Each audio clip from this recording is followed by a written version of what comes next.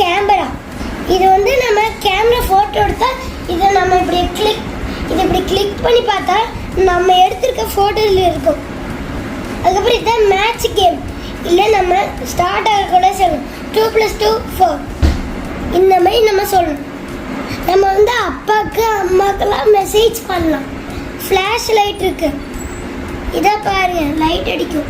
இப்போ நம்ம கால் பேசலாமா? ஹலோ ஹலோ, என்ன பண்ற சுதா?